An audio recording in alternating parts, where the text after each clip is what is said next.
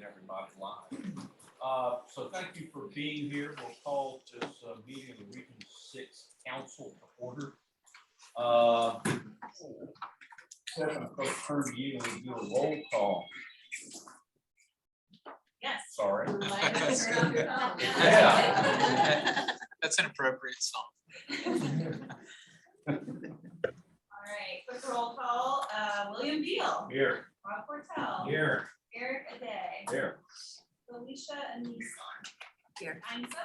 Felicia Ainsa. John Enzabino. Sarah Halberick. Renee Daniel. Here. Bruce Davis. Here. Jackie Davis. Here. Dan Urquhart. Here. Val Folds. Here. Steve Goodall. Here.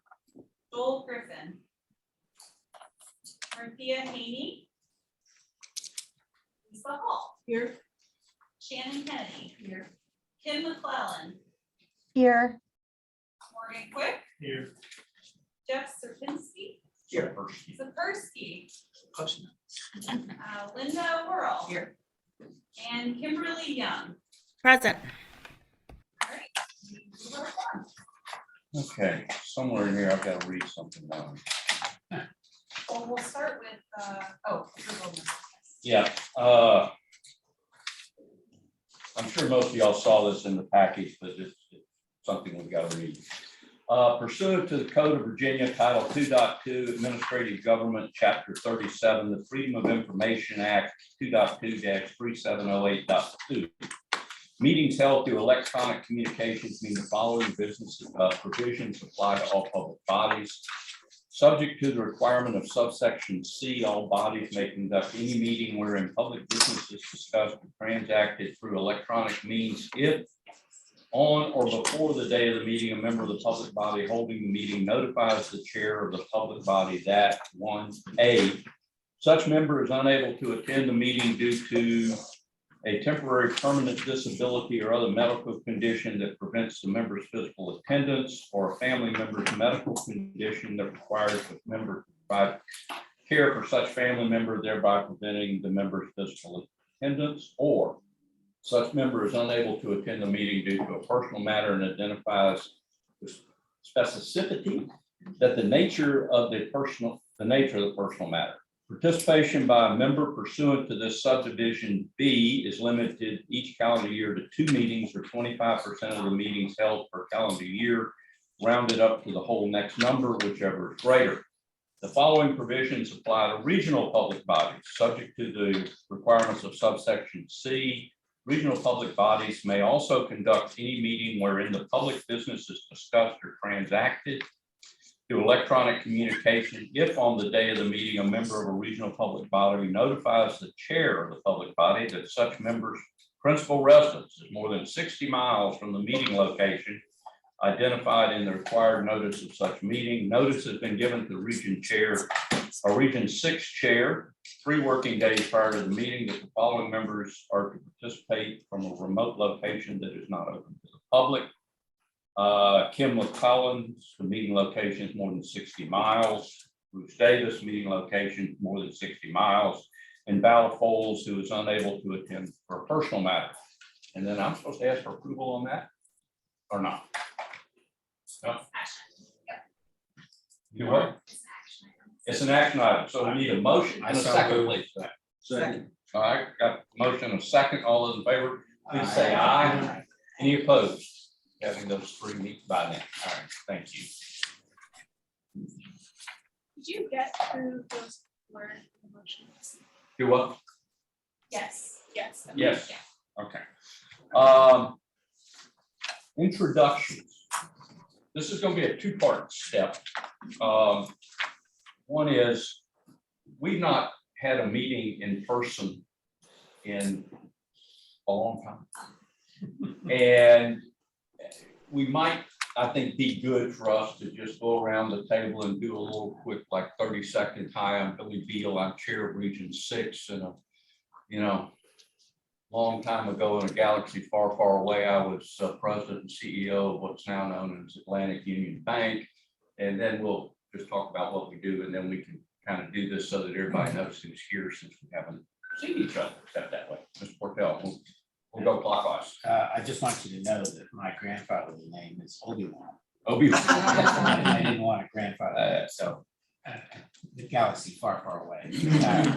I'm Rob Portell. I'm still a chairman of a technology company in Washington, actually two, and one in Northern Virginia that does AI assisted decision software. I live on Gwynns Island. I'm a serial entrepreneur, and I spend an awful lot of time with early stage CEOs. My name is Morgan Quick. I'm the County Administrator of Richmond County. Shannon Kennedy, I'm the president of Rappahannock Community College. Alicia Ainsa, I'm the Director of Economic Development for Rappahannock Electric Cooperative. I'm Ian Ginger. I've already met some of you. I think I sent all of you an email, but I'm the new program director for the region. Immediately past, I think I mentioned this in the email, just to give you a sense of my background, I was at the Chesterfield Chamber for a while. Before that, I was at the Virginia Manufacturers Association for about 4 years. So, you know, I have a rich history in economic development and look forward to working with all of you.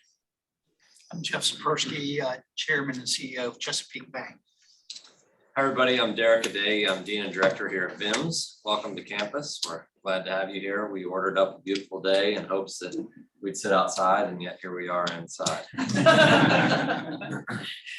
I'm Anne Marie Plumpin. I'm a program coordinator at GWRC, so I do the administrative side. I'm Jan Urquhart. I represent the Fredericksburg end of the region, and I'm with a full service advertising and marketing company, Spangler Urquhart. I'm Linda Worrell. I'm from Fredericksburg also, and I have a small consulting firm in Fredericksburg. I'm Lisa Hall with the Northern Ag Planning District Commission. I'm on the executive committee of Region 6, and I'm on tourism and economic development staff. I'm Steve Goodall, I'm HR manager at West Rocks, West Point. I'm Jackie Davis, the executive director for the Bank of Social Work Development. I'm Kate Gibson, George Washington Regional Commission. We're the support organization for Virginia Region 6. I think some of you were going to introduce later, but Troy, go ahead and run back down this way. I am Troy Hartley. I'm the Director of Virginia Sea Grant. City Roberts. Lynn, the program manager for the Rappahannock Health Education Center. And I'm Sarah Donovan. I'm Deputy Director with. Hi. Did we start? Just looking over our shoulder. With DHCD, and we're the agency that's charged to administer the Go Virginia program in Rockland. I'm Cody Anderson. I'm actually the newest Go Virginia program administrator with DHCD. It's a pleasure to meet everybody. All right, before I do one more introduction, Derek, thank you for hosting us. Thank you for the lovely day. And you know, all of you that are sitting on that side, I'm not sure I understand why when you could have sat over there and looked out at well, you could look out at the tents, but you'd have a little bit of view in there. But anyway, one of the things we wanted to do, we hired a new executive director. As many of you know, Jennifer. Hey, John. Hey, Bill. How are you? Fine, thank you. Hey, Don, would you do a little quick 30-second introduction? But we're not going to go around and let you introduce all of them, but if you just. Well, besides being late, I'm John Anzavino. I'm a representative of Middlesex County, former county administrator, city manager, private sector guy, and glad to be here. Thank you. So anyway, when Jen left, we went on a search. We've got some good candidates. But Ian Ginger was by far head and shoulders above the rest. He sent you a nice email, so I don't know what he's going to talk about now. But you know, I think what struck me, he talked about working for Chesterfield County and Chesterfield Chamber of Commerce, and working for the Virginia Manufacturers Association. But he was also worked for the Virginia Gateway Partnership, which is basically the sort of the Petersburg economic development, regional economic development.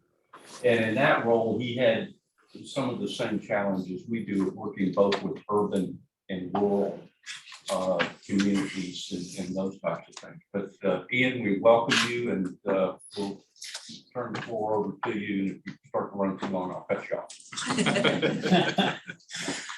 Okay, well, that's one of the nicer introductions I've had in a while. But I'll just, I printed out, I think that we had this later on, but I'll just go through it now. So I printed out kind of what I would see as my vision for the first 3 months. Nothing groundbreaking, but I think there's a lot of low hanging fruit in the region. There's a lot of stuff that we can take advantage of. So, I mean, the first thing is pretty straightforward, just building rapport with you guys. I think one of the pieces of that is increasing our engagement outside of the quarterly meetings. So that's a big piece. Continuing to grow our relationship with the regional and local partners. So Chip and I have already met with folks at FRA. We met with Lisa and her team at Northern Neck, and then with Middle Peninsula folks. So continuing to massage those relationships and ensure that we're engaged with regional folks, but then, you know, also working through them to understand what the localities' issues are as well. And then how they can partner together on projects. And Chip and I, we attended the King William County EDA meeting a few weeks ago. So continuing to do things like that, always on the lookout for, you know, EDA meetings or economic development meetings. So that's a big piece. Another piece, this is kind of vague, but starting with yes. So I think it's no secret that relative to some other regions, we have less projects. So I think that we have some room to grow. I think that that's the good part. So I think that we can be, obviously we still, you know, it's still prudent to be rigorous in our assessment of potential projects, but I think that we can be a little more creative in fitting some of the projects into the Go Virginia framework. So I'm going to take that upon myself to work on the front end to make sure that if somebody comes with a project, I say yes, and then try to figure out how it works before we get to a no. The next piece, and I think that this is really probably the most exciting piece in terms of building up the capacity of projects. I've been reviewing some of our ECB projects. The first two that come to mind are the Middle Peninsula Site Characterization Study, the Northern Neck Workforce Study, but I think that there's a lot to pull out of some of the ECB studies that for whatever reason haven't come to fruition as an implementation project. So when I look at, you know, sites, economic development, you know, it's first thing people say is you need to develop sites. I think that there's a lot to pull from that Middle Peninsula project. I think this is also no secret that, you know, we need to be a little better in developing sites in the region, but I think that, you know, we don't just throw everything in a board. I think that we can be a little more strategic in some of the sites that we do develop. So I've been trying to comb through that report, and we already have somewhat of a potential project that's very much in the brainstorming part of the project that ties into that notion of being selective with sites and you know, how we put our best foot forward in developing sites and attracting folks and ensuring that folks who are in the region grow as well if they need to expand and need more space.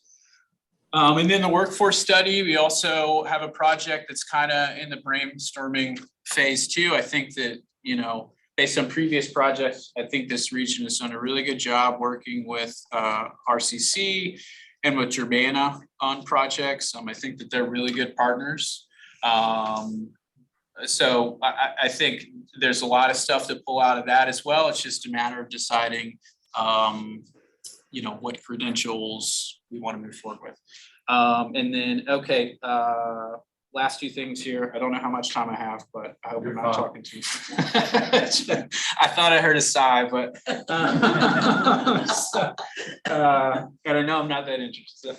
But okay, and then another thing too. So we had the state retreat with our wonderful VHCD folks last week, and I think that there's certainly, you know, some stuff that we can replicate from other regions, just coming from a trade association world, we would typically replicate, trade stuff all the time. So I think that there are some projects that we can pull out from other regions and, build capacity for those in Region 6.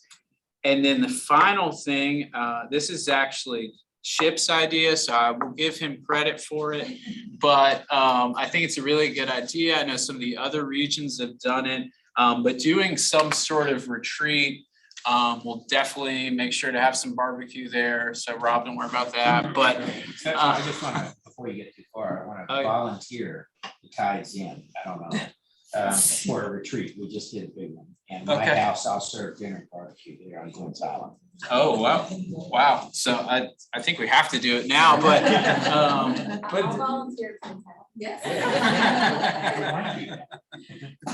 But yeah, so I mean, some other regions have done, maybe they haven't called it a retreat, but something similar, just, have the council members, have folks from the region. We'd even talked about doing like kind of, like a Shark Tank type, like pitch type deal.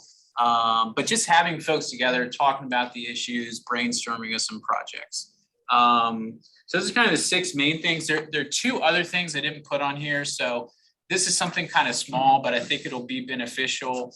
I think elevating our website a little bit relative to some of the other regions, creating a LinkedIn page, which, takes 5 minutes, but just having that consistent communication with folks and inviting people from the business community so that we're communicating with them on a consistent basis and they're aware of the program, the opportunities for them.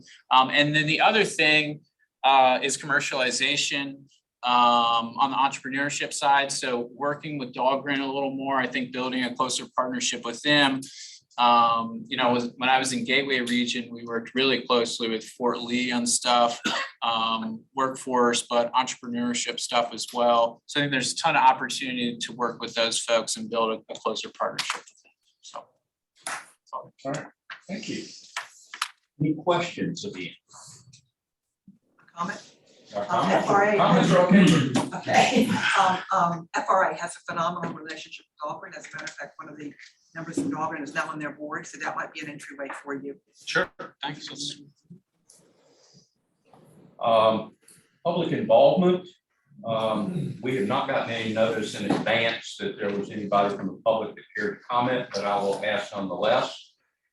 Is there anybody that's not on the agenda that cares to address the council? All right, so we'll move on to state presentations. We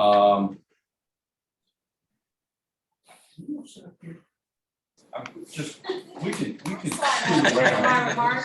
Yeah, Sarah Dunnigan, who I think certainly for those who've been on the council a while have seen her come before us before, but Sarah is the deputy director of UHCD, Go Virginia, sort of all of that thing. She's one that makes it happen for us and has been a great resource in helping to guide us through things. I'm going to ask you 2 things. I know you're going to talk about update on state funding, but down here in the agenda that there's some old business that there's a state board input sessions update that I'm supposed to do.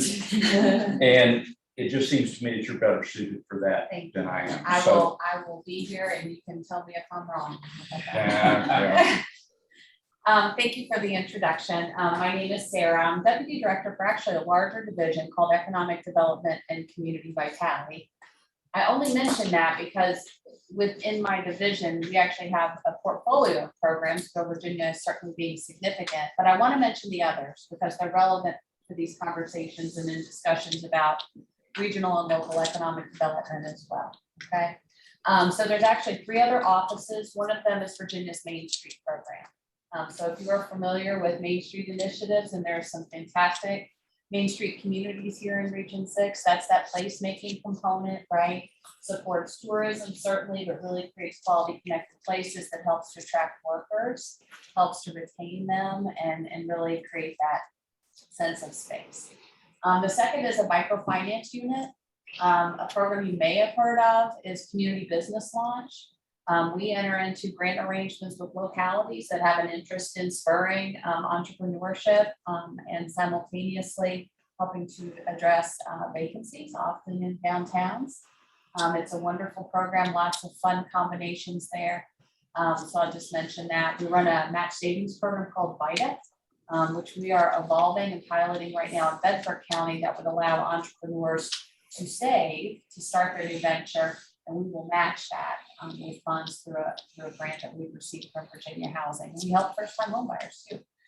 Many of them interested in sometimes living on one floor and operating their business out of another. So I just want to mention that. And then the last one is our real estate revitalization office. This includes our enterprise zone program. So for those communities that do have enterprise zones, these are special districts. They are physical places that have geographic boundaries. And if companies make qualifying investments and create jobs, either through expansions or newly attracted firms to the region, they are eligible for a grant. This is one of Virginia's few buy right incentive programs. So think about all of these things in combination. The next one is our Industrial Revitalization Fund. We're administering over the biennium $54 million to address blighted and derelict structures. The program is really designed for communities that want to get those properties back online and put into some type of productive economic use. Up to 70% of that project can be housing. I know there's always housing challenges across the Commonwealth, but I just remind you, wherever you are, you drive by that building that you thought, gosh, if we could just get a developer involved, it may have a historic significance, a cultural significance for the region, and we funded a lot of really exciting projects in rural and urban areas, okay? You do not have to be a Virginia Main Street community to participate. Application rounds coming, so if that's something you're interested, please let me or Cody know, and we'll make sure we get you connected to the resource. This is the type of program that could be a complement to your other Go Virginia projects, right? And we had some good conversations at the retreat about the role of entrepreneurism and the importance of having places for small companies that were growth oriented to operate and with accompanying programming to really flourish. And then IRF has a special component called Port Coast Communities. There are 5 localities across the Commonwealth that are closely connected to port activities, inland ports, et cetera, that are also eligible. That's a special pot of money. I think that hits that office. And then Go Virginia. And so Go Virginia is a regional economic development initiative. Some of you may be relatively new to the board, but I'll get in the Wayback Machine. We found this was really important at the retreat, just to kind of touch the stone again on the reason that Go Virginia was created. Very, very keen interest as early as 2014-15, business leaders from across the Commonwealth. Coming out of the 2009 recession, just felt like Virginia was not recovering at the same rate as some of its peer states and some of these states that we typically compete against from an economic development perspective. Obviously, we had the 2009 recession, a very, very anemic and slow recovery, and then we had the sequester, which if you look at the state in whole, Northern Virginia, because of its, I don't want to call it dependence, because I think sometimes that's a very healthy and successful relationship, but that we were moving into an era where we really had to become more intentional, right, about growing and diversifying Virginia's economy. The other big aha moment at the time was this recognition that all of Virginia was not enjoying or experiencing a recovery as at the same rate as their peers. And we really needed a regional program, right, to help create dedicated resources and a framework for regions to make decisions for themselves based on their own assets and those unique regional economies. And that's how Go Virginia was born. There is a state board. It is a very unusual animal. I was the executive director of the State Workforce Board, which had at the time, I think, 48 members. So there we had the challenge of size, right? And all the things that go along with that. The Go Virginia State Board has a lot of very confident, accomplished individuals coming from a lot of different domain areas. So the first that I'll mention are members of the governor's cabinet. So the Secretary of Commerce and Trade and the Secretary of Finance sit on the Go Virginia State Board. The governor has one more appointment to make, and by code, that can be the Secretary of Education or the Secretary of Agriculture. I believe it will be the Secretary of Education this time around, just because of the importance and emphasis that I think we're going to see moving forward on workforce development. Right? So we think about education as a continuum, right? If we ever hope to get folks in a successful posture for post-secondary education, we need to make sure that we've got the farm team. And so making sure that we've got the K-12 system is important as well. The second big category of members are House and Senate members. We probably have some of the most powerful in the bunch. The Speaker of the House and the House Majority Lead, Terry Kilgore, are also on the board. So Speaker Gilbert. And then we have two other members, Terry Austin and Barry Knight. And Barry Knight is important because he is the chair of House Appropriations Committee. Okay. On the Senate side, we have the chair of Senate Finance, and then Senator Howell. And then we have Senator Rock, who's from South Side, and we have Senator George Barker from Northern Virginia. Okay. And then we've got a 51% majority of business leaders.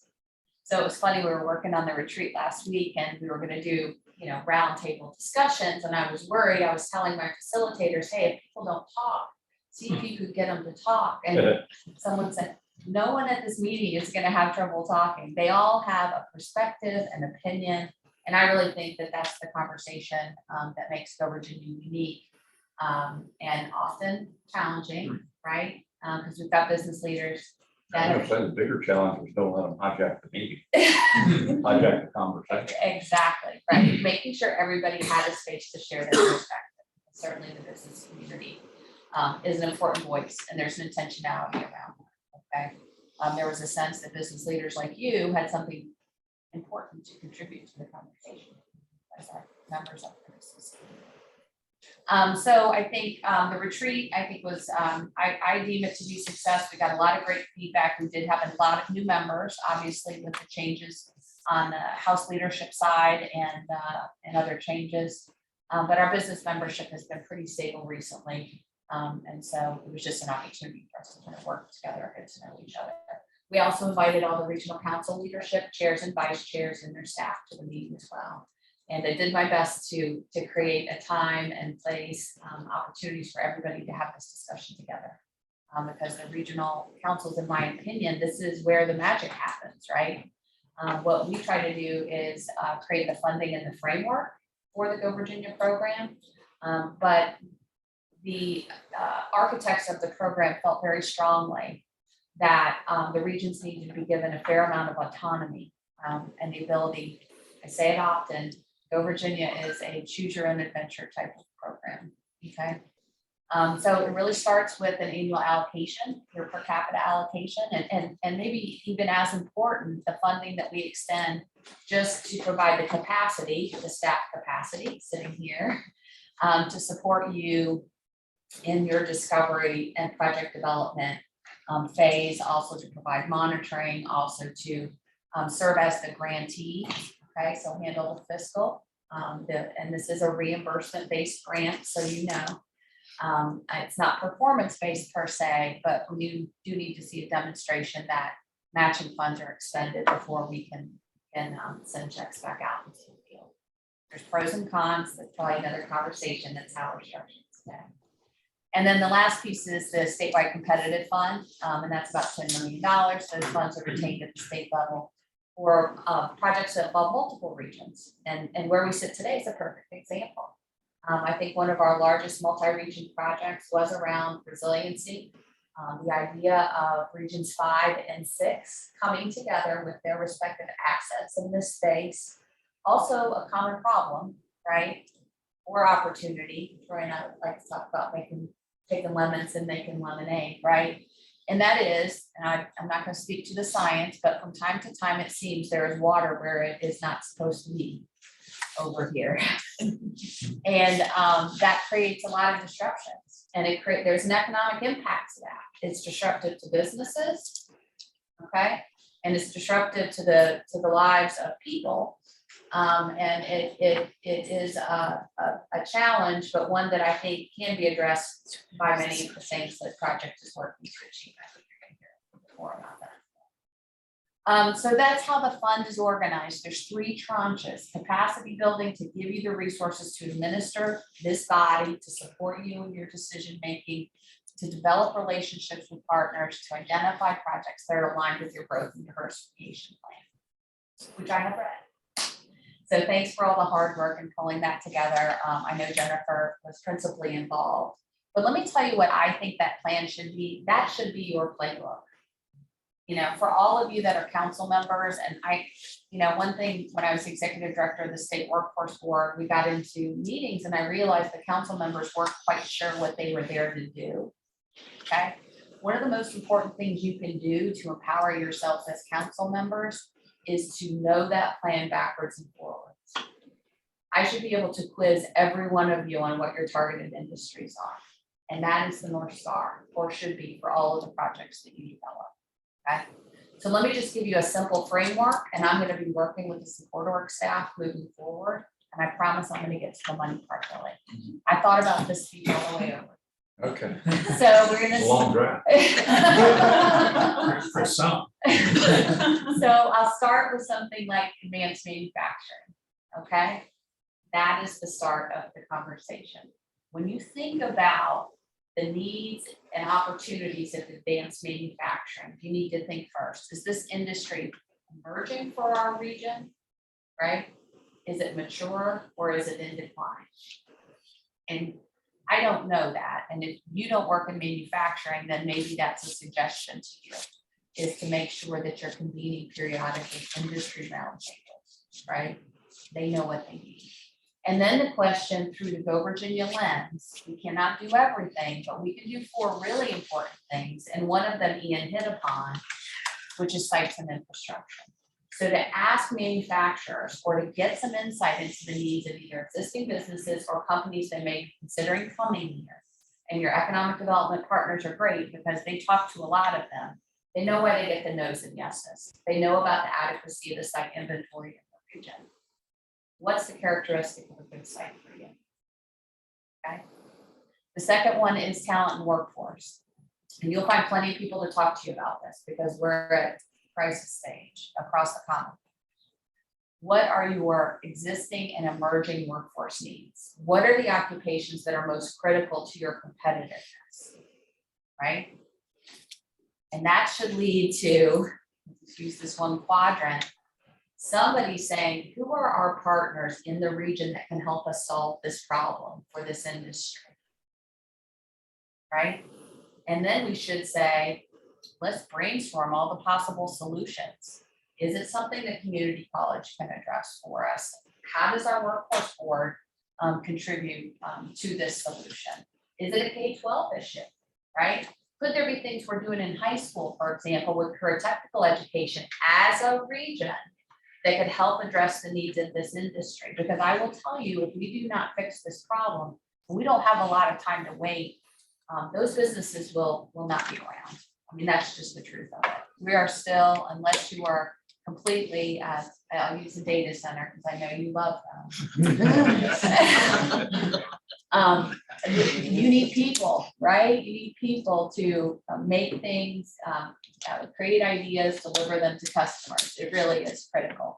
So those 4 investment areas, they're important. And every industry may not have the same needs, right? Some industries may be like, sites isn't what gets us excited right now. If you want us to grow in this region, what we really need to see is more of a culture of innovation and entrepreneurship, for example. We need to start recognizing this place where I, as a founder, right, can take my business idea, launch it here, plant it here, grow it here for the long run, because that's the next generation economy for regions, right? And then, of course, the last category is what I'll call cluster scale up. And that's what I like to characterize the resiliency project as. It's got that element, right? This is an industry that's not big, water technologies related solutions, not huge right now in region 5 and 6. It's emerging. There's an opportunity. You guys have assets, you have educational partners, you have physical assets, you have the coastline, right? And you've got a problem that needs to be solved locally. That's a win-win, right? So this is an emerging cluster, and really thinking about it as an ecosystem and all the things that that cluster needs to be successful. So that's a bit of advice to you, Ian, as you're making your list. I know from VMA, talking with manufacturers was a big part of the ethos there. Making sure that this group is connecting with the industries, the 6 that you put in your plan, that they have a voice at this table. Is probably one of the most important things that I think you can be doing. And if you're not the convener, find someone in the region who is. Find partners who are, and we'll get there that way. So that's a little bit about Go Virginia. I got really fired up at the retreat. You know, sometimes it's important to go back and say, why did we start doing this in the first place? That is the why.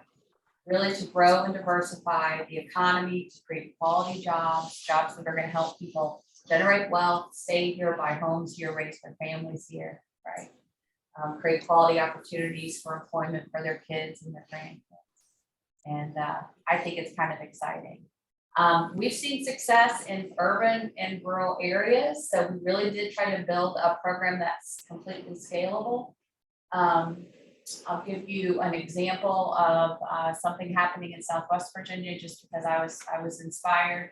So this was really building an opportunity in Region 5, which is Hampton Roads, in the developing offshore wind industry, right? Which again, I would describe as emerging. We've got a critical key investment there. We've got opportunity. But what Southwest said is we've got a lot of people that are used to working, because they've been working with the coal industry, making big, powerful things, right? So what does the offshore wind industry need? They need manufacturing capacity, people with experiencing building big, powerful things that they can like withhold a lot of hard stuff, like wind in the ocean. And so they put together a project that worked with just a small group of companies. I think it's a half a dozen.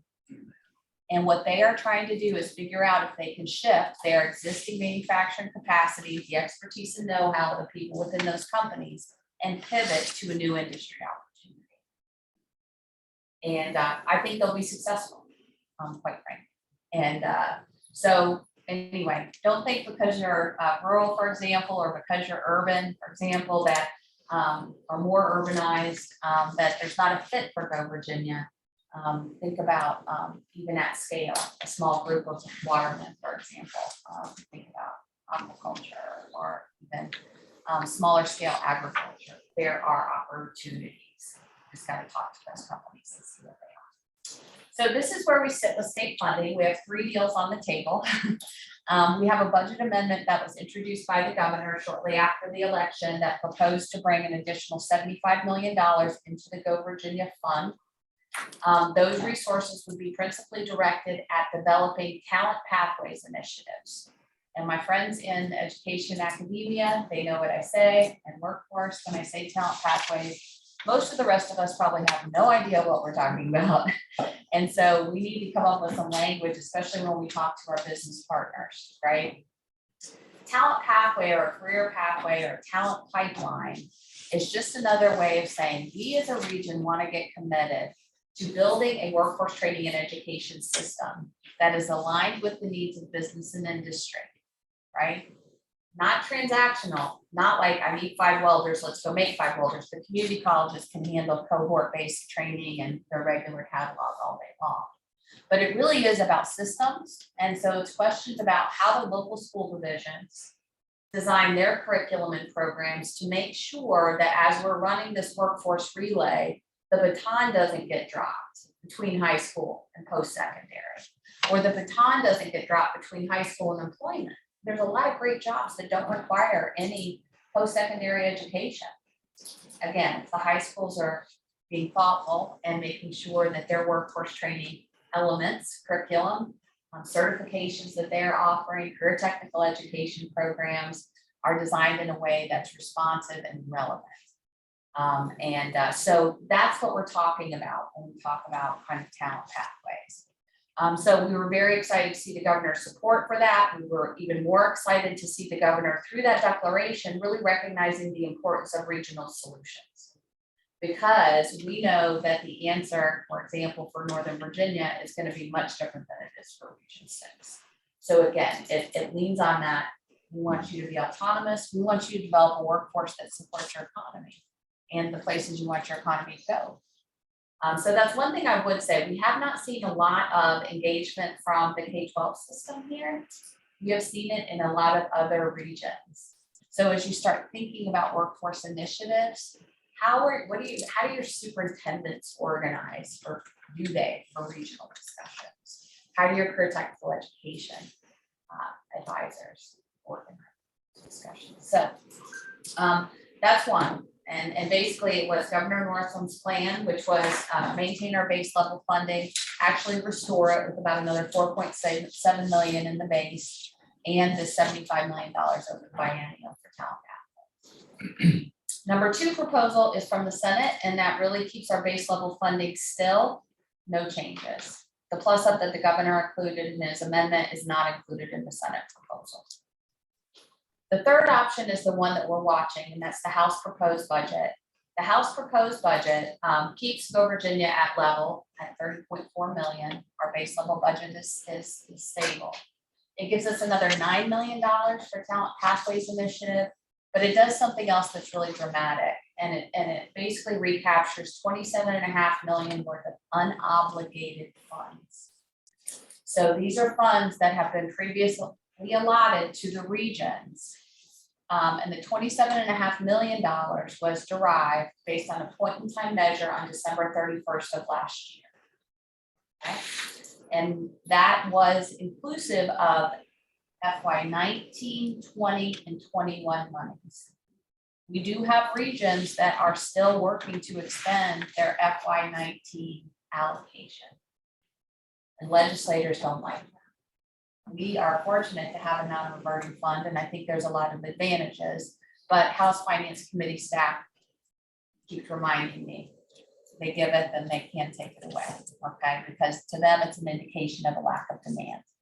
And they, in the House proposed budget, in fact, would like to use a portion of those resources on 2 projects. One of them is a $5 million project, offshore wind, and the other is a $19.7 million project in Go Virginia Region 3. I only reference that for geography because it's in no way connected to anything going on with the regional council in Region 2, but it is Virginia Tech, Carillion, and the Fralin Institute inspired partnership to build a wet lab in Roanoke, okay, to support life science industry.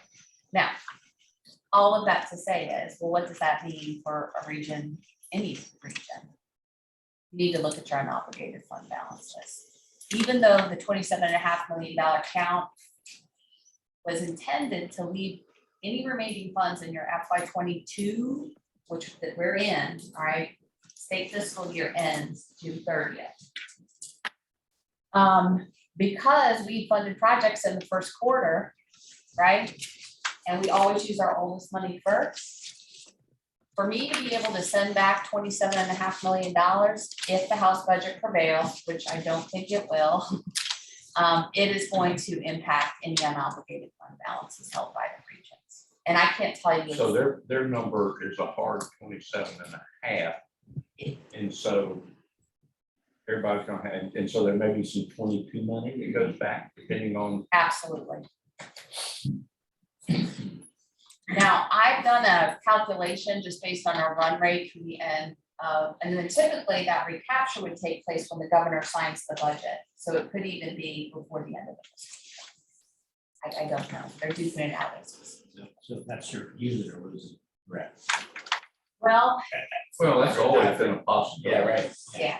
And we've had money recaptured before, but they never touched the regional money. Yeah. We've had a statewide competitive fund impacted, and rightly so.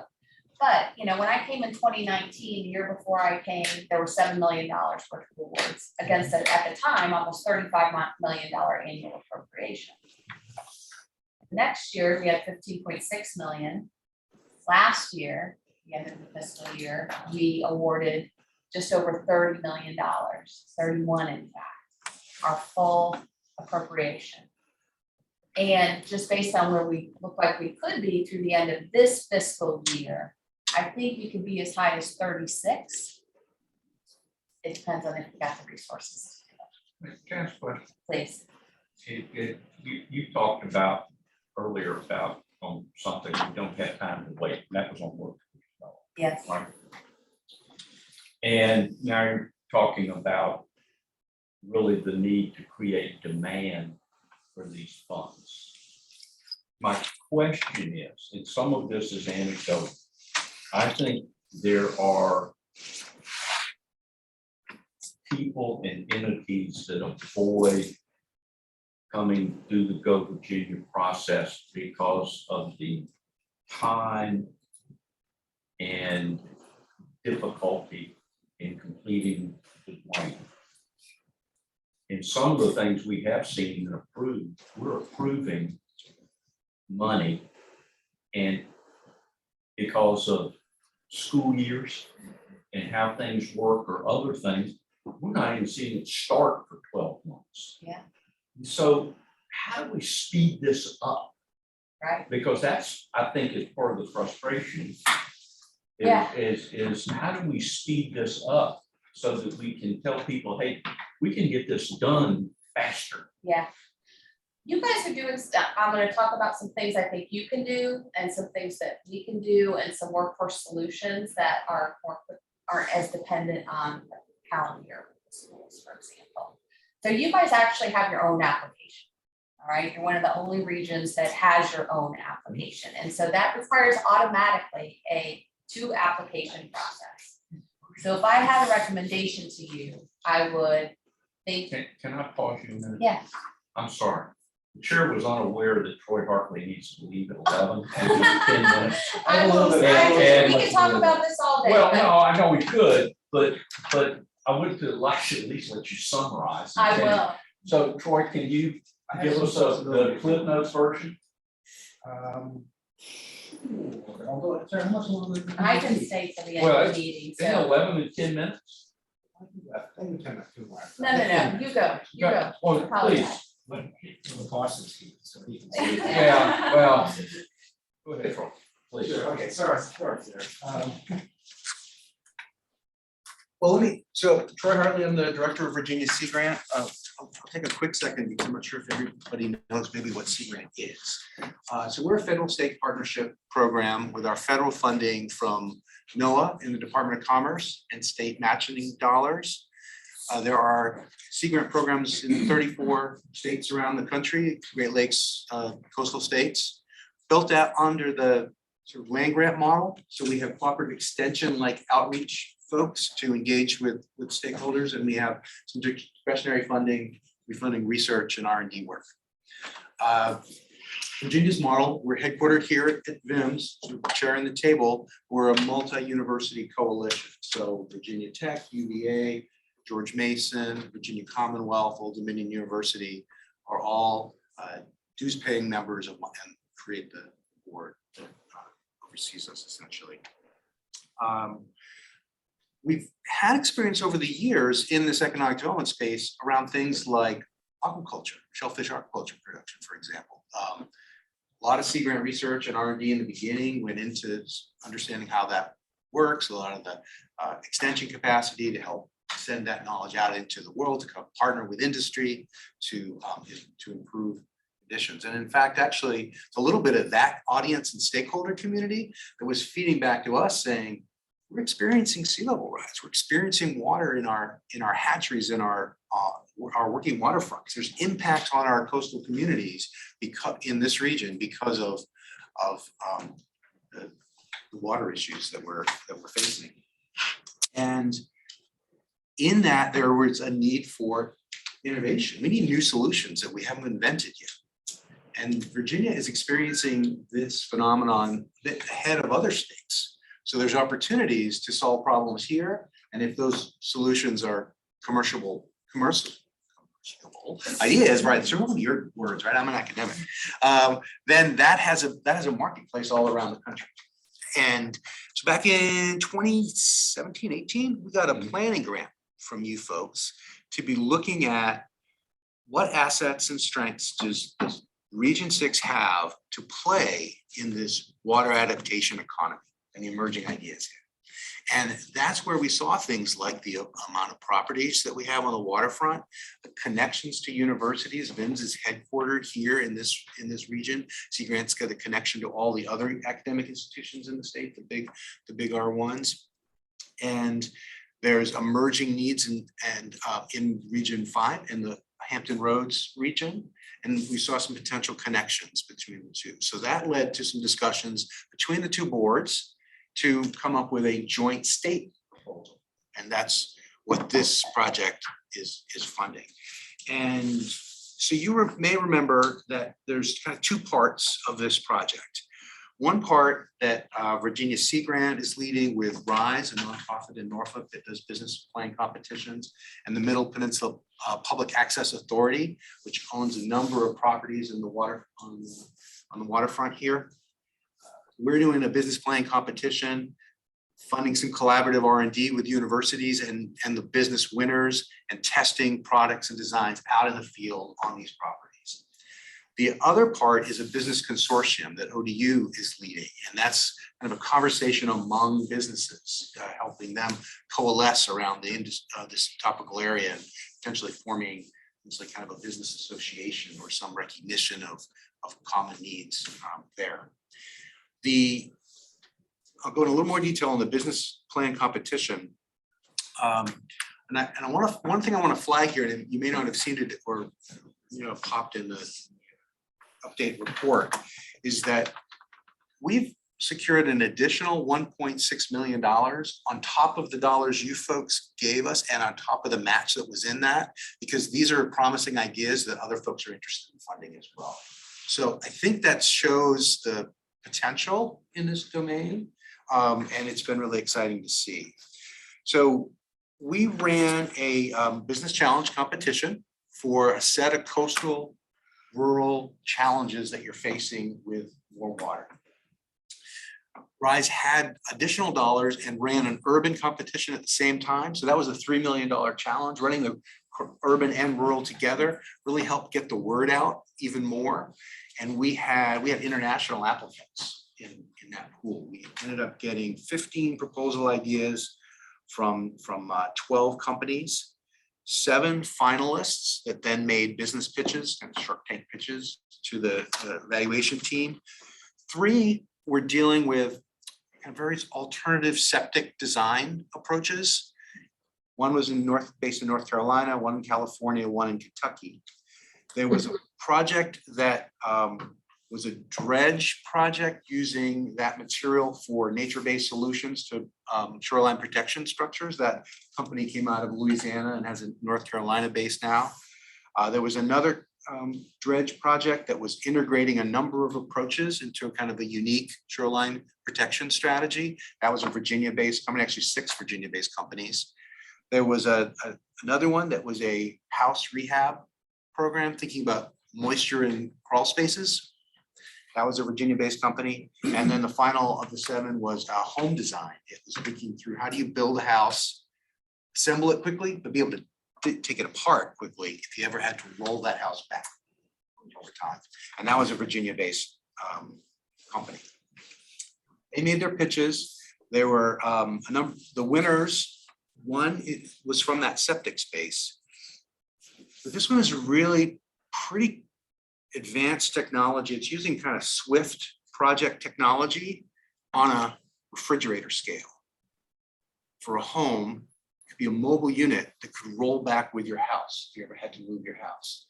And really thinking about how do you thinking about water in a house in a different way. So gray water reuse, take pressure off the well, take pressure off the septic field, you take volume out of it, which buys you some time. And you built your unit, which is about the size of a refrigerator, and it could move with your house if you ever move. It's an asset that would go with a home. Pretty innovative. 2 of the dredging, shoreline protection, and natural-based solutions projects will be moving forward. That's going to be Virginia-based. And then companies, and there's a number of business accelerated training programs that some of the companies will get that didn't actually win. So the house rehab is in that, for example. There's some emerging needs and interests. It's probably even happening faster than our process around aquatic plant production. To meet the need of the nature-based solutions that are being looked in building living shorelines, we don't produce enough plants fast enough. So we're seeing a really emerging, very quick response, and you may be hearing from us about those issues real soon. So that's the business plan competition. We have a number of winners there. The next phase of this is there was a call out for universities to express some statements of qualifications and interest in working in these topical areas. We had $500,000 in the Go Virginia grant. We were able to leverage that with another $500,000 from our NOAA research grant. So that's $1 million challenge. And that drew quite a bit of attention. We have 9 or 10 submissions there. I think we're seeing some of the strong ones that are aligning with those business needs from George Mason, James Madison, Old Dominion, and Norfolk State.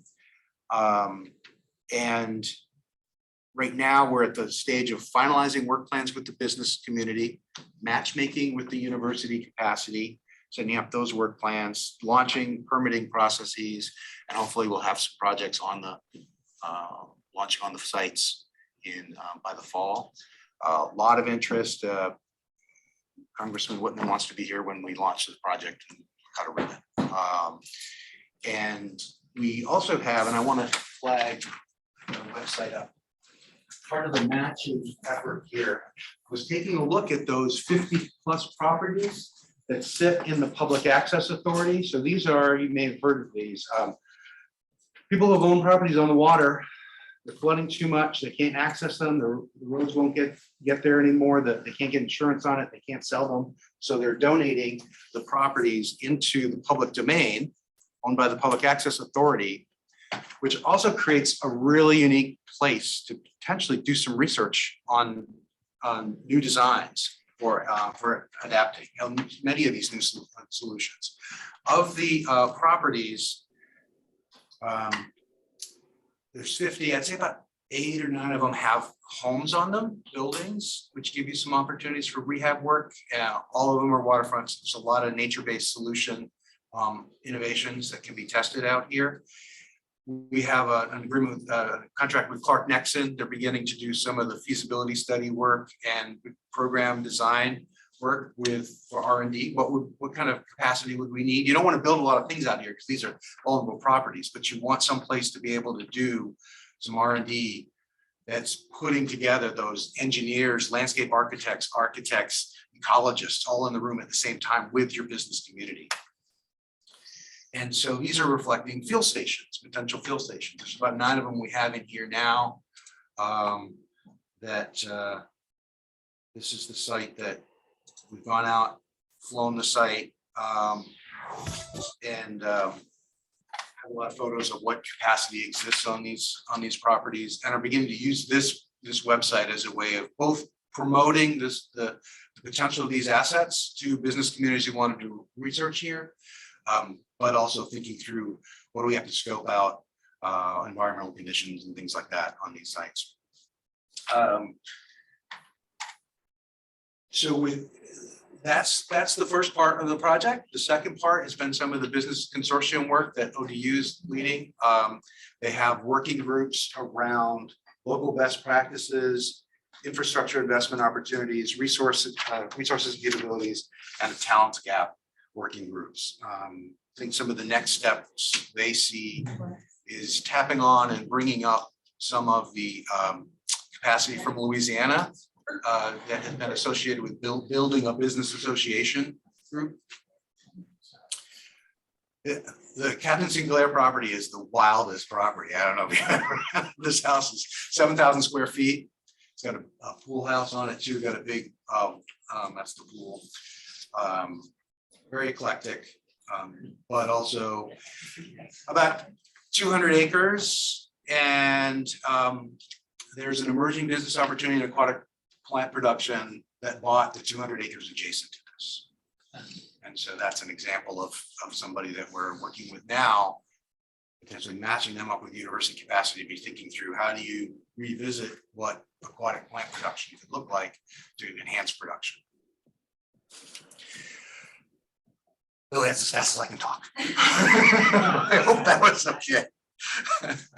But I do have time. I don't. Any questions, Troy? Yeah, Sarah. Well, I think it sounded like when you were talking about the plants, if you will, the agricultural piece of growing more plants for things.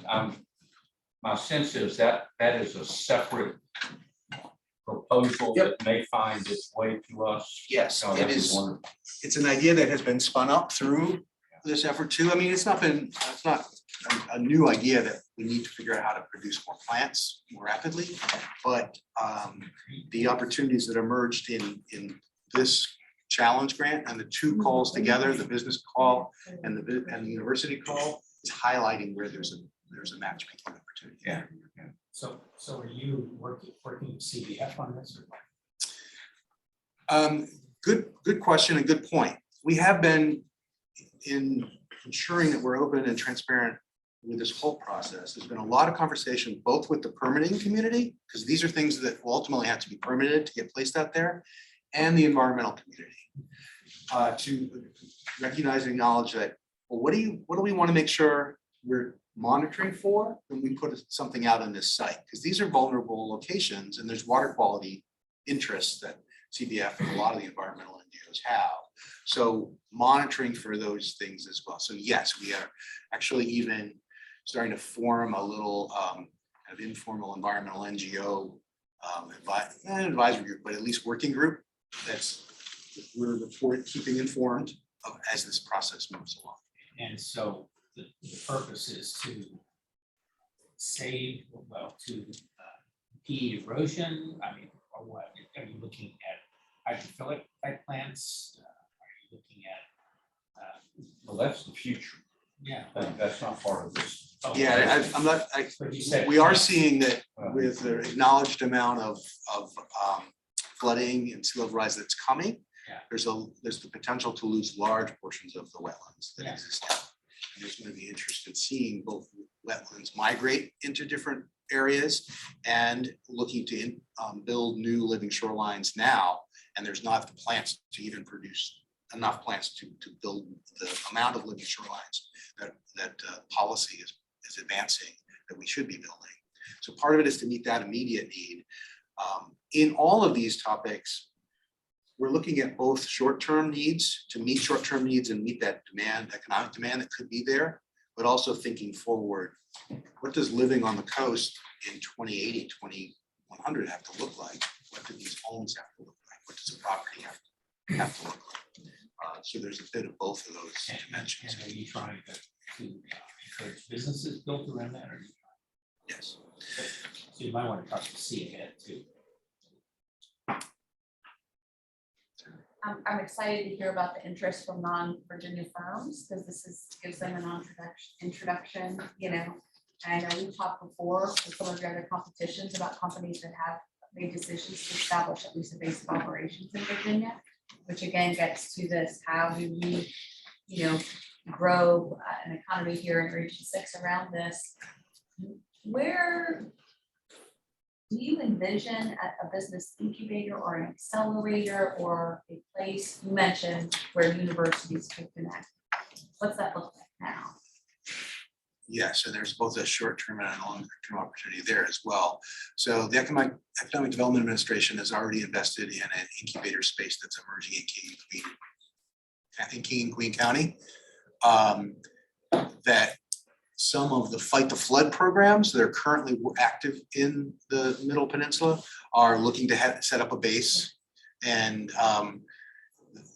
so I think in the short term, that's available. But what the longer term R&D capacity to support the leveraging of this network of waterfront properties looks like, that could very well be both a potential for a research facility, but also the accompanying business incubator space, that ideas that emerge in that R&D, shared R&D space can shift right over and be picked up in the business incubator space. Troy, your project has an end date about a year away. Yeah. Do you anticipate Virginia Sea grant coming back to Region 6 and Region 5 for additional funding for other advancement projects? Well, I think you're first going to see us coming back for a no-cost extension, just to buy us some more time. We want to also give these firms time. We a number of COVID-related delays and looking at the best way to running a business plan competition is a little new approach with a Go Virginia award. So you're taking the time to think through how to make all that work the right way. Took us a little more time getting our feet under us in the beginning. So we'll be first buying more time. I think you could see us coming to, as these spin-off ideas like aquatic plant production, you could see something in that space coming forward. And then, yes, I think there's momentum's building. It's been pretty exciting to see the momentum building. Excellent. Any other questions of Troy? Comments? Oh, and I should mention certainly that one of the things that a lot of these businesses are seeing and have been saying all along coming out of the RISE competition is they're having a hard time finding workforce, right? They have a hard time finding the technicians that can implement these new kinds of technologies in the field.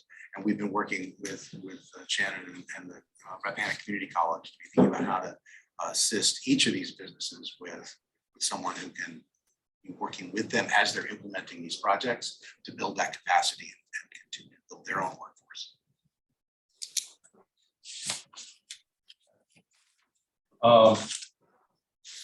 I need to do a little agenda triage here. Lisa, about how long will your three presentations take?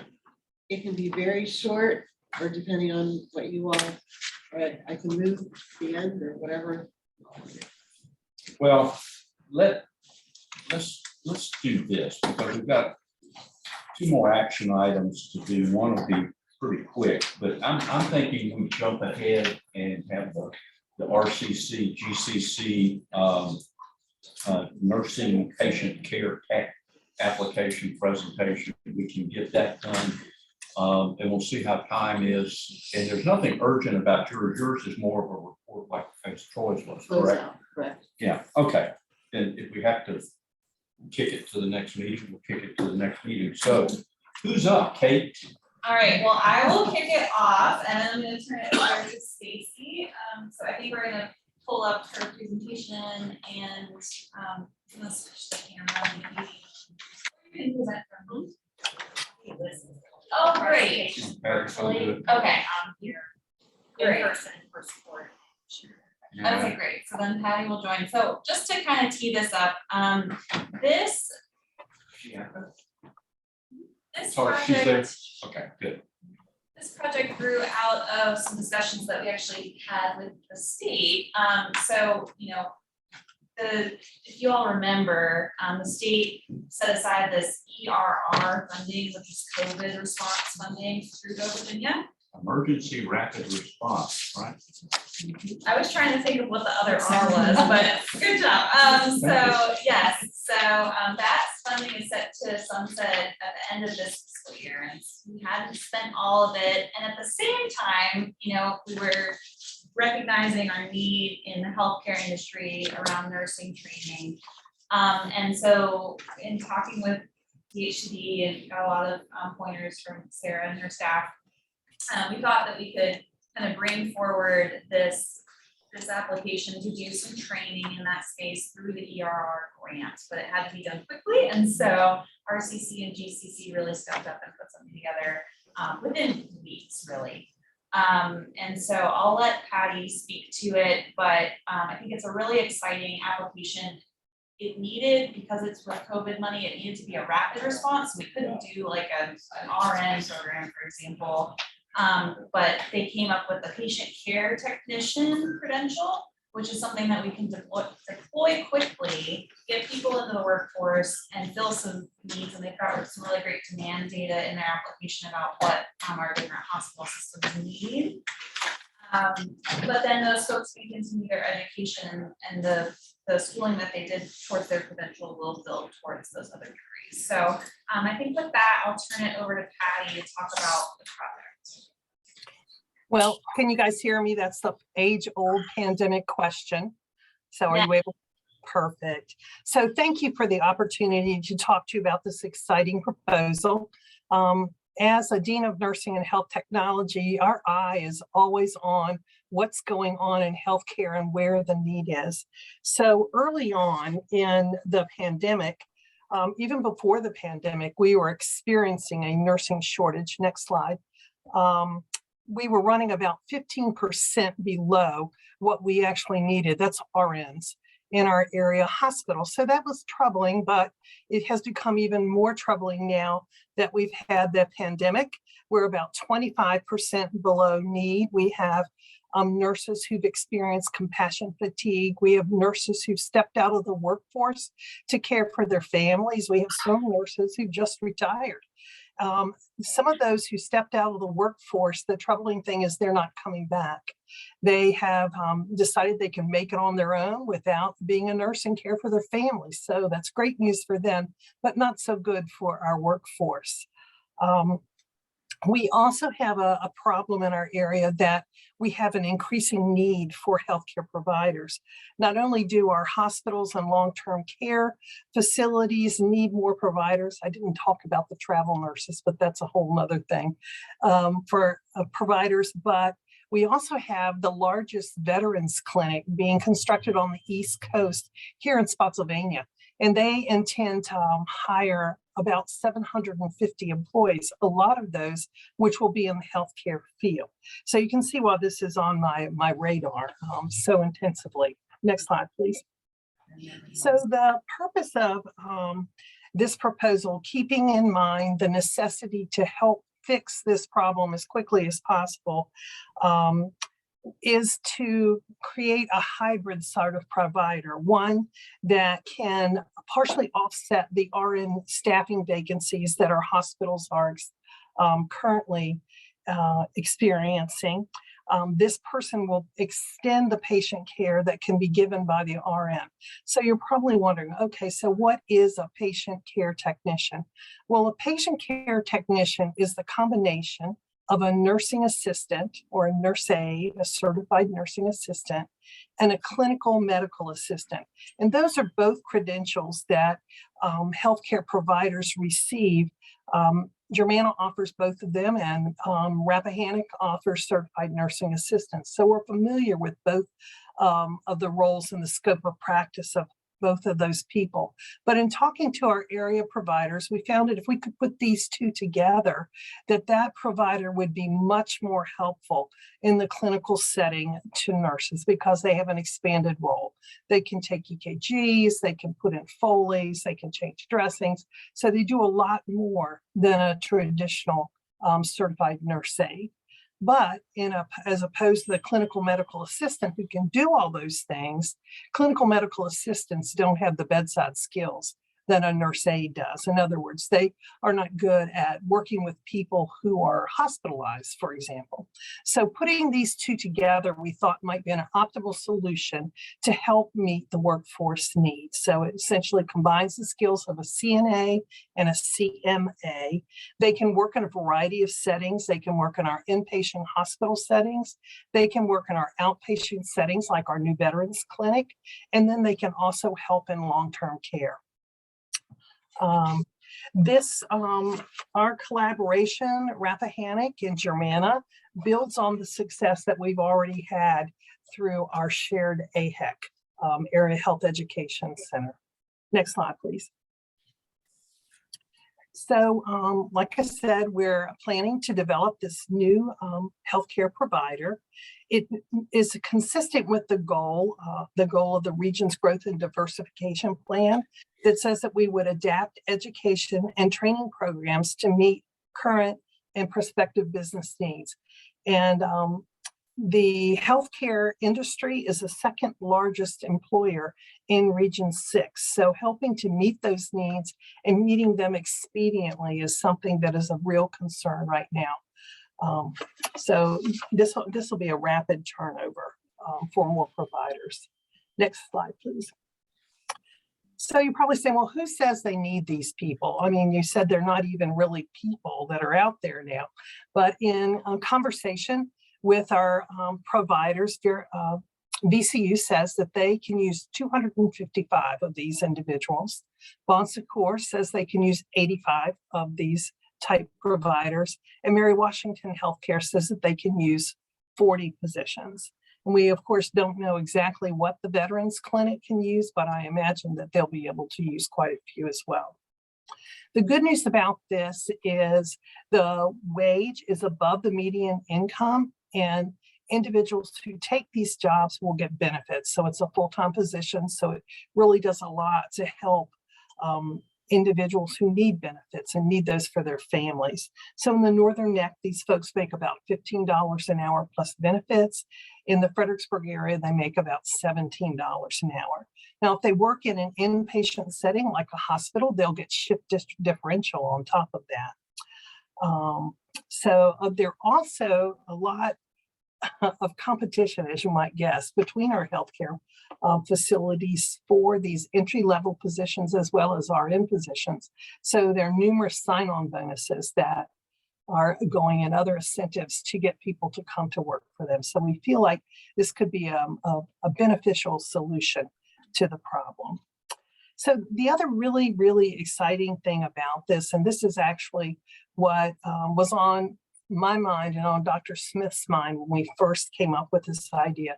We don't want any pathway in healthcare to be a stopping point. We want everyone to be all they can be and to progress as far as they can in healthcare as possible. So at Germanna already, we have a pathway where students who were a PCT, because they are a CNA, can move seamlessly into our LPN program. So anyone getting this certificate has the potential for advancement to our LPN program, to our RN program, to getting their BSN, and then moving seamlessly into becoming a nurse practitioner.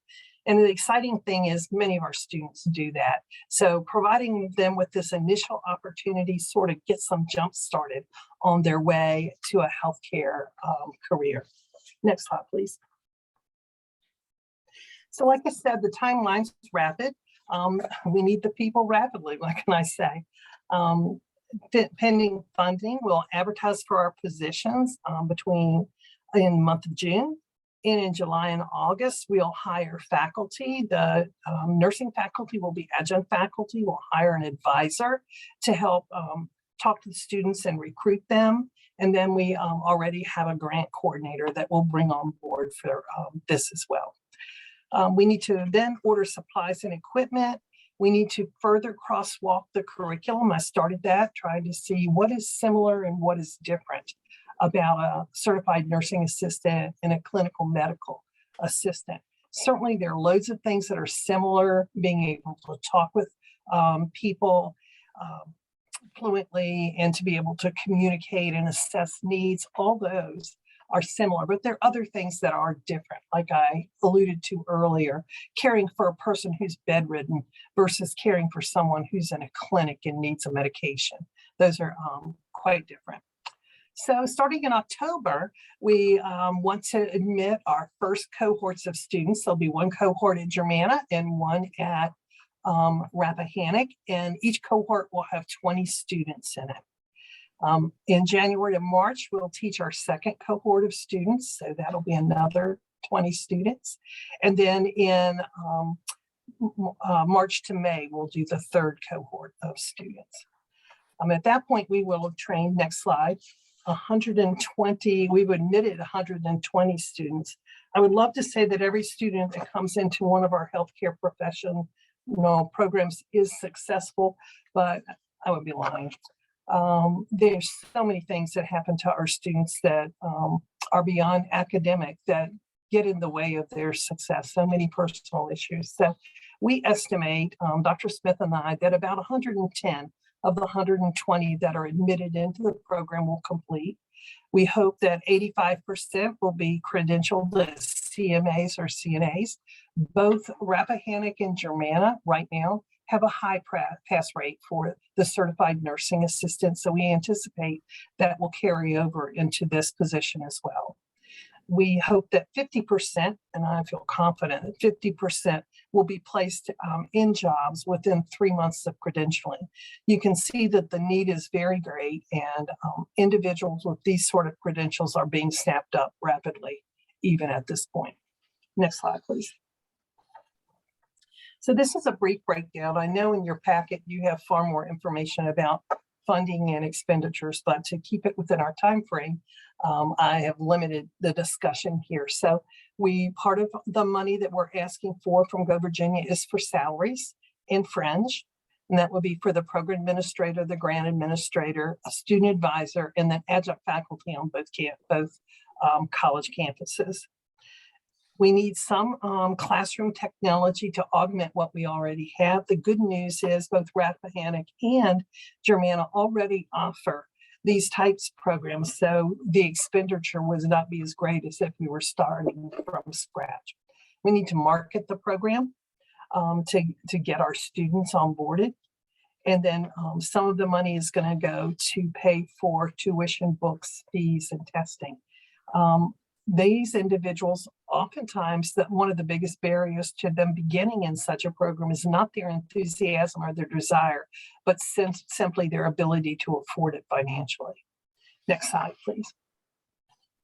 Questions for me? Well, yeah, Dr. Les Rob Cortell. I have a couple quick questions. One is, are you engaging any of the nursing facilities like Bay Aging in this? No, not at this point. Because groups like that actually need a lot of people like this to work with them too. Right. So I think you should. Okay. Second, are the hospitals contributing any funding? No, they aren't, but they're very anxious for these people. So have you talked to them about potentially making some funding available? So I'll go specifically to one of our area hospitals and an arrangement that we already have. So I'm not going to say that it's not a possibility. In fact, I think it's a firm possibility.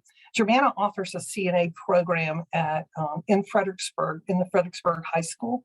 And all the students that are enrolled in that dual enrollment program are funded by the hospital.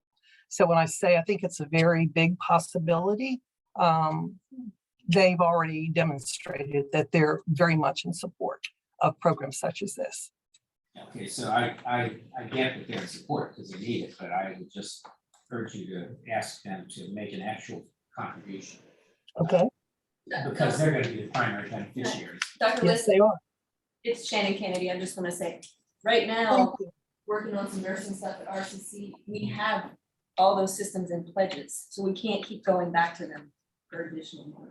Like Riverside, BCU, they can only give you so much, and we just got a BCU gift for nursing. Just to say, you know, we work with them, but we do ask them for money, but there are multiple projects, and so that would help support So this I program. assume they would at least make facilities available. Oh, absolutely. And, but I want to say, what they're already giving us will help support this program. So they are, you know, essentially, I guess we could Yeah, because count they're that. already invested in both the nursing programs at both places. Yes. Pretty heavily, And both just to say dollars this, and since facilities. it has the pathway to go to nursing, Yeah. it impacted that dollar. So we could count those funds Okay. essentially. Okay. And Bay Aging is part of the APAC board, so we have those relationships and close ties. You know, this was a quick turnaround, and I know they can get support of it. Okay. Third question is, what are the feds doing here in this area? So this is the national problem. It's not just a regional problem. One reason for the shortage is if we lopped off all of the immigration in the previous federal administration. A lot of nurses came from the Philippines and other places like that. Is that turning around or not?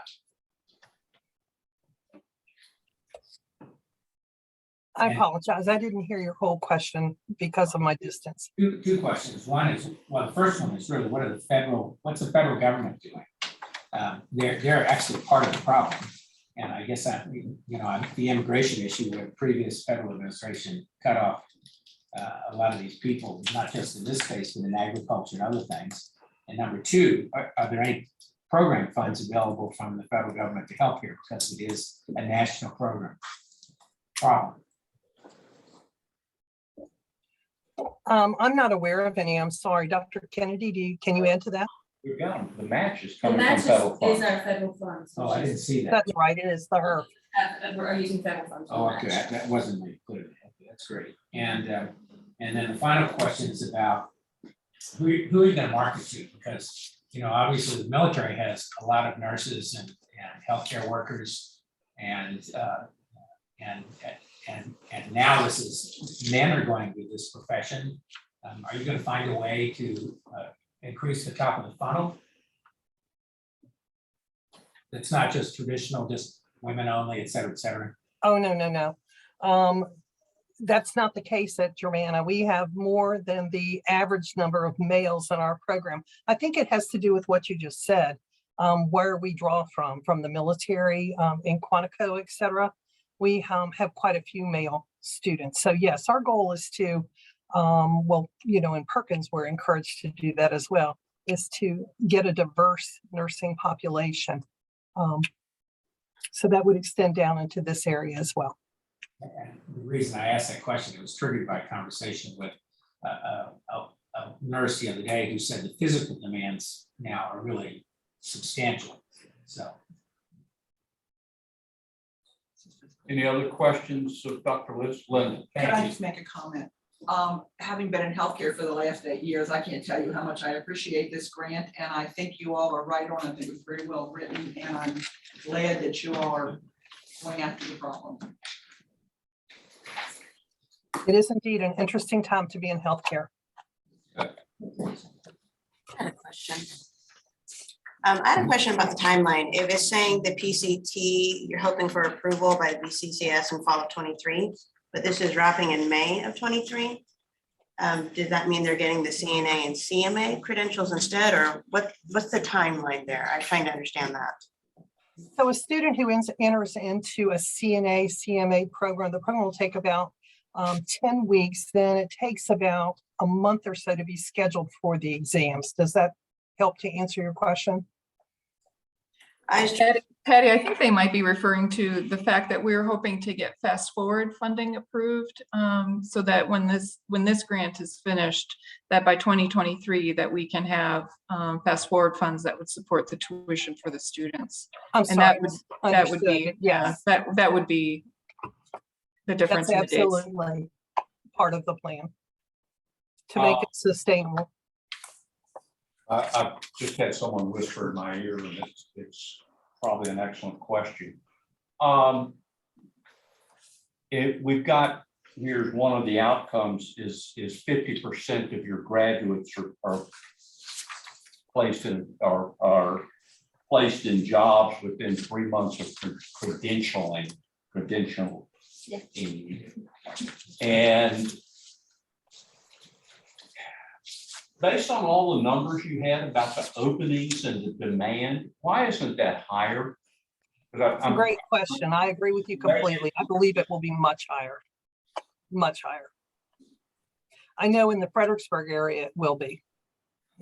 Well, can we put a higher number in the application then maybe? Sure. I think that'll work better when it gets down to Richmond. I'm for that. We certainly can. And Kate will work with y'all to come up with that more acceptable numbers. Any other questions? I just have one thing with sustainability. You talked about fast forward. I think this is something that our board would be behind with funding too. So with tuition and things, so we would definitely. Fast Forward and G3 eligible group of programs, so sustainabilities. Yeah. Is mapped out well.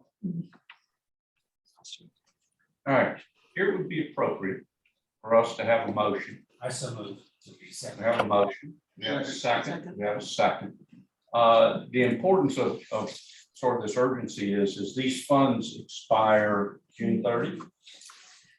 Yeah, so we need They to, may expire more quickly depending on the final determinations of the So we need- budget, we but need it's to- like, that is the latest. we need to get moving on this. So any other questions or comments? Yes. Bruce has a question. Oh, I'm sorry, Bruce. That's okay, Billy, no problem. I need to recuse myself from the vote. Yes. And Shannon will need to abstain as well. Anybody else on a board at Germana or RCC? No, but Mary Washington Hospital, do I need to recuse myself because of that? No. Because okay. I don't think so. This is Joel Griffin. I need to recuse myself as well. Okay. All right, all those in favor, please say aye. Aye. Any opposed? All right, wonderful. Thank you, congratulations. And I really, Thank you very much for your attention and your questions. I appreciate them. yeah, Patty, I appreciate the speed with which you and the folks at Rappahannock put this together, because it's great partnership, great regional project, and we don't want to leave that money laying on the table if we can help. Especially not now when we need these people so badly in our healthcare areas, so badly. Yes. Thank you, which is. Thank you. I'm gonna leave now, guys. I loved your meeting, but I'm gonna leave you. Have a great day. Bye. Thanks, Carrie. Bye, Patty. All right, we've got one more action item we need to do. Report from the nomination committee, maybe Linda. Can you or John do that, which is the reelection of Kimberly Young? Or not? Huh? I don't know if the nomination committee formally met. Oh. Okay, I think we just, we realized that this was the meeting that we needed to be. Okay, so we're gonna function as a nominating committee as a whole here. I'm so glad. Kimberly Young's term expired and we need to reelect her. Most of y'all know she's with Mary Washington, I'm sorry, University of Mary Washington, I get ready to say Mary Washington College. I should be shocked. We have a motion, is there a second? Second for the nomination. Okay. Good job. Of re-electing Kimberly Young to the council, please say aye. Aye. Any opposed? Kimberly will of course abstain. I obviously abstain. Yes, thank you. One more consent agenda. If we go back up, the minutes of January 24th were distributed in your package. Any changes, corrections, comments? Move approval. Thank you, Just to Jeff. note that I was in attendance but not listed. Oh, That's it. okay. We will make the amendment. Felicia was in attendance. You okay with that? Flat change there? Yes, I am. All right, is there a second? Second. All right, all those in favor, please say aye. Opposed? Okay, here we are. Important things, you've got to leave. So you need to summarize your presentation and update us on the state board input sessions. I'm gonna summarize Briefly. it. I got a copy of it. So the memo, just so folks that may or may not know, we invited all our chairs and vice chairs over a series of free meetings to talk about Go Virginia, the program. We had done this a couple of years ago. We had a lot of really great sessions. And then the pandemic hit and we were able to introduce them to the board, and it was literally at the last meeting, which was a special meeting before the whole world kind of closed down. There were a number of things on that list which we as an agency were able to work through administratively, meaning we didn't need the board's authority to do it. We weren't moving in a direction that was inconsistent with the state code, for example. And we did implement those, but we really wanted to get everybody back together. In part too, to create some thinking and some information for the retreat So making sure that we had some conversations about the things that were most relevant to the regions at the retreat, but then also to come forward with a set of priority, I'll call them consensus recommendations that the regional council leadership could, as a group, introduce to the Go Virginia State Board for consideration. We were trying to keep it at, and I think it was achieved, pretty high level to board policy, right? So when I get lost, I always go to the state code, right? So there is enabling legislation for the program, and if you've never read it, I encourage you to do it. It's not a heavy read, but it is instructive, and it gives you a little sense of how the program's designed and what it was designed to do. Then the state board has policy, okay? So these are policy declarations made by the board that sit below. It's basically, all right, this is the legislation, this is how we're gonna implement it. And then there's what we call administrative guidance, which is issued by DHCD, the agency. Okay, so these were policy recommendations. The conversations really revolved primarily, now there were individual requests from regional councils or areas where one or two seemed to be in congruence, but it wasn't enough to elevate to a consensus. But they were around regional collaboration and match, okay? So it is in state code, this idea of local participation and regional collaboration. It is really a central tenet of the Go Virginia program. 2 or more localities have to participate meaningfully. And I know this has been a challenge for this region, and I hope to work with Ian and others, Chip and others on what I could be doing better to support some of those conversations.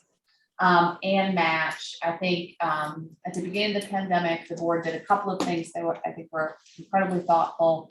They relaxed the match requirements from 1-to-1 to 2-to-1, which as far as they can go. State code will only let them go to 2-to-1 in very specific circumstances. They viewed the pandemic and the economic disruptions of it as such, and they wanted to make sure resources flowed. They also took about $10 million and created the Economic Resilience and Recovery Program, really meant for rapid deployment, short-term solutions, things that would help mitigate the economic impact of the pandemic. And they opened the aperture a little bit to allow you guys to look at a project like you did there, because Go Virginia's core is around traded sector industries. Healthcare is not one. Okay, so this is really, this is a little bit of an adjacent, but we had a lot of conversations about how and why the pandemic has kind of accelerated the, increased the acuteness, made even more problematic this healthcare workforce shortage, because so many healthcare providers have left the field because of working conditions and experiences they felt while they were really trying to help people. So the second one was around talent development, and the last one was about traded sector industries. Healthcare is not the only one that people have said, boy, the board should consider. To be specific, healthcare is permitted, but the frame is, if it's a center of excellence, if you are building a healthcare asset that is going to become a net exporter of healthcare services, that meaning you have got some technology and things happening that people are traveling from outside the state to come and buy it, that would qualify. The regional council folks had a couple of other ideas. There's been conversations about construction. There's been conversations about tourism. We can have discussions about that. I don't know if the board's going to change their position on healthcare, but I'll tell you why it is not included. Typically, the consumption of healthcare is a direct in proportion to the population of a region. And of course, the characteristics, that socioeconomic and physical characteristics of the people. So older region, people with older populations, they may tend to consume more healthcare. Folks with just lower health scores and other types of risk factors like diabetes and obesity, for example, smoking. We see places where that does lead people to need to consume more healthcare. But and then construction's another topic. We didn't address it, and there's been a couple of other mentions. But the first two, which were timely, the board did respond affirmatively, and they did extend the modified match requirement, which again was instituted because of the pandemic, another program year. I can almost guarantee you, if I were to have another child, which would be my third born, that they will not do this again. So we've got the next year to really get our program partners and our local governments back to the table, having conversations about why their engagement is so important. Because what I don't want to see happening is like we get this, it becomes a constrictor, like we forget how to go get local match together, for example. Or we forget to look at other non-state sources, like the businesses. That was a super great question. And I think the expectation is that the business community is going to financially contribute to these initiatives. So, the second was modifying statewide competitive project match. Right now it is 1-to-1, meaning for every dollar that regions are able to organize locally, the state will give you another one. Now it's 2-to-1. So for every dollar you're able to raise and organize locally for a project, we will give you 2. That is, if 2 or more regions partner together for a project that we think presents extraordinary economic opportunity, and the project Troy told you about had those characteristics. And so we want to reward and incentivize that type of partnership and that scale of engagement. Local match will still be required for multi-region projects. More actionable labor market data was requested across the board. The regional councils are requesting that the board take some type of position on talent recruitment as a strategy. We've really focused on development, and we've definitely funded some projects that help with graduate retention. Haven't seen either of those manifest in this region, but the next logical extension is, okay, how do we can't produce our talent locally. And if we believe we've done all the work we can to engage our colleges and universities to make sure that those students are connecting to jobs in our region, like what's next? Are we ready to step forward as a region to talk about perhaps recruiting talent to support the industries that you guys have said are strategically important? There was consensus that Go Virginia should stay focused on talent pathway initiatives involving students 6th grade and above. So there had been a couple of projects that came forward that were K-5. We want to try to keep the Go Virginia funds as close to the cash register to get to your point. You know, we do have some successful middle school projects, but they're not going to end up in Steve, your place of business for a while. Okay, so I would urge you to think about initiatives that are a little closer to the cash register for West Rock, but acknowledge you got to build the farm team. You got to make sure there's alignment so those students are having those experiences in elementary school that's going to prepare them, most importantly, even interest them, right, into going into the paper business when they leave. So I'll just mention that. And then finally, around traded sector, I mentioned healthcare.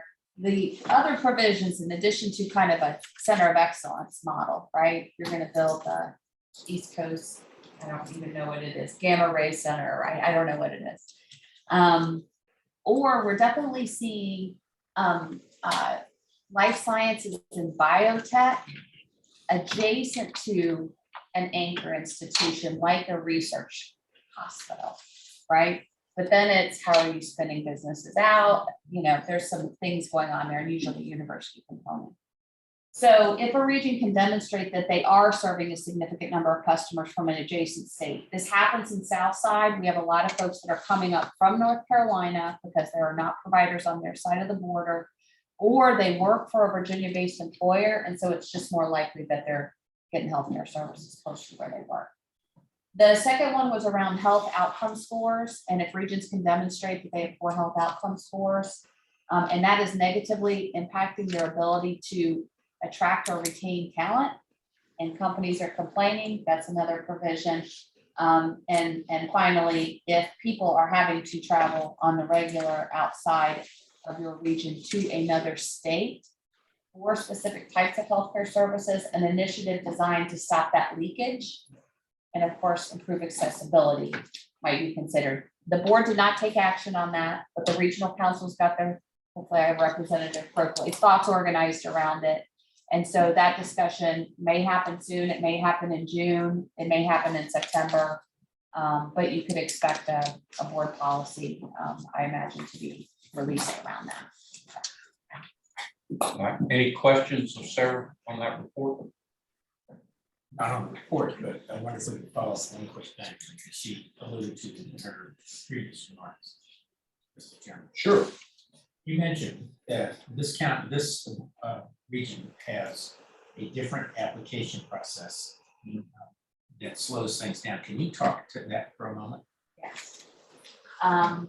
So, yes, you guys have a kind of a local application review process, and then that then requires applicants to go back and apply again using the state application, which is a uniform application, and it was designed exactly to conform to our grant management system.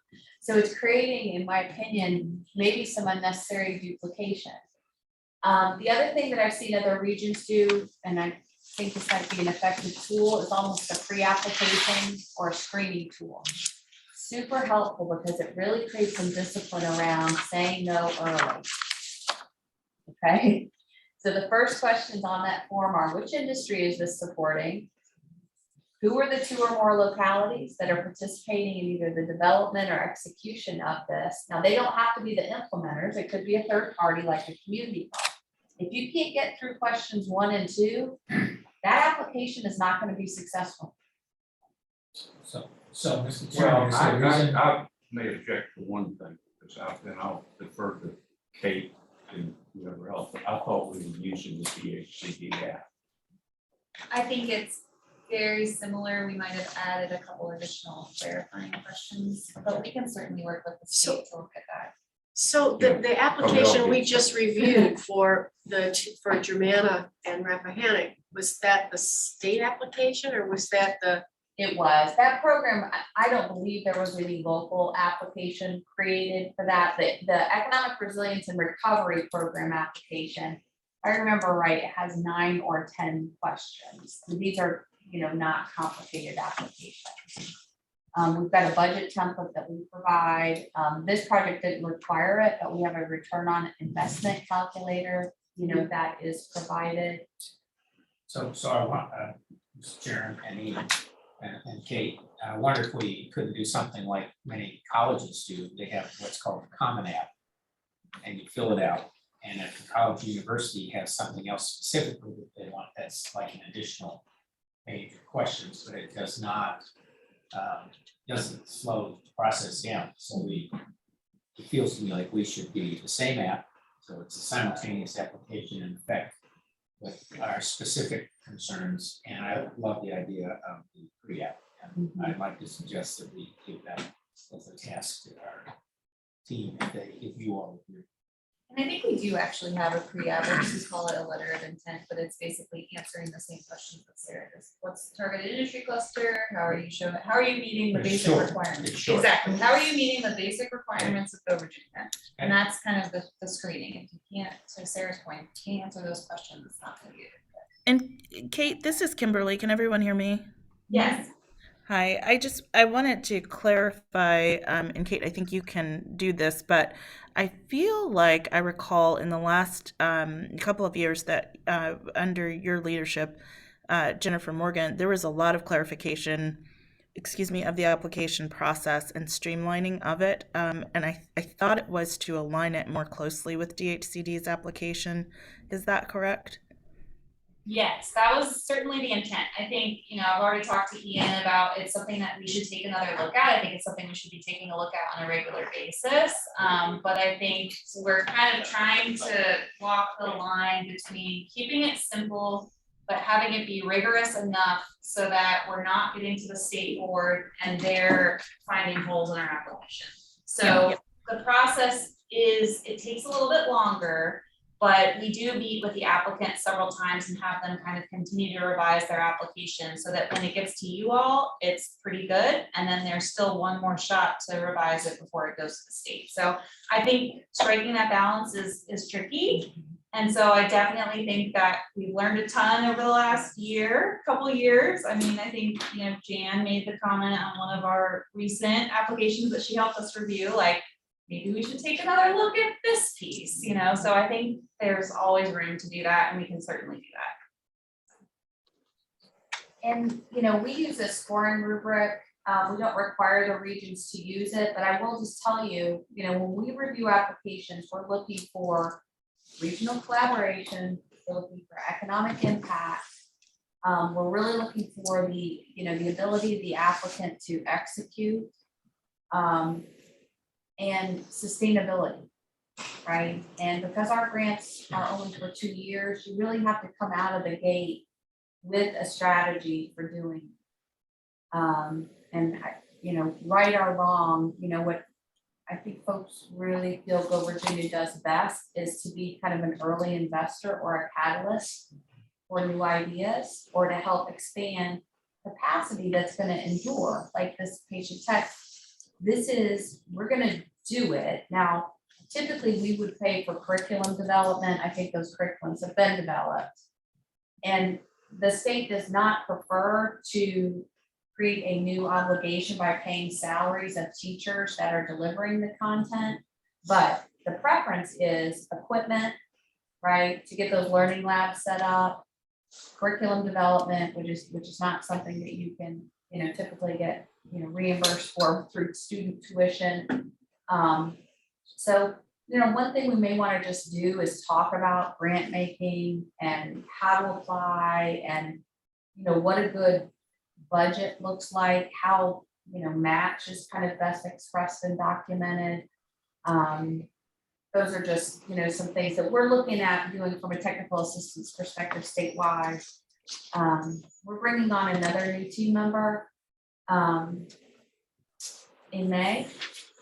And we're very excited about that. So we're going to have some additional staff capacity to meet, particularly with staff here at the regional level, where we can, really kind of get into some of these things. It's rarely the idea, right, that gets sideways. It's usually just the execution and how to grant. Sounds like work. Yeah, we're ready. Talk about some of that. Lisa, are you okay pushing off till next time? Sure. For your presentations? All right, thank you. Under information items, there was some project status updates and financial reports. Were there any questions that a council member might have had on those? None. We're going to adjourn the meeting. And we can thank Ron Portell for the suggestion of using Scoot's barbecue. It comes highly recommended, and it's a far sight better than something that Panera and Fredericksburg prepared at 7 o'clock this morning. Brought down Last here. night. After lunch, and Derek, you want to talk about the tour and how that's gonna work? I'm gonna have Sally knows what's going on. So. Okay. So Lisa Kellogg is here, and she's gonna talk just briefly about her Wreckfish app that she's developing. So have you guys eaten lunch, or you have not yet? We've not had lunch. So you could grab lunch and then she could talk maybe while you guys are eating. Okay. And then we will walk down to the ACUP Center for Aquaculture. That's brand new, or the dedication is on Friday. We'll just walk down there and spend 20 minutes or so down there. Okay. Hearing from Bill Walton about that. All right, excellent. With that, we'll adjourn. For those of you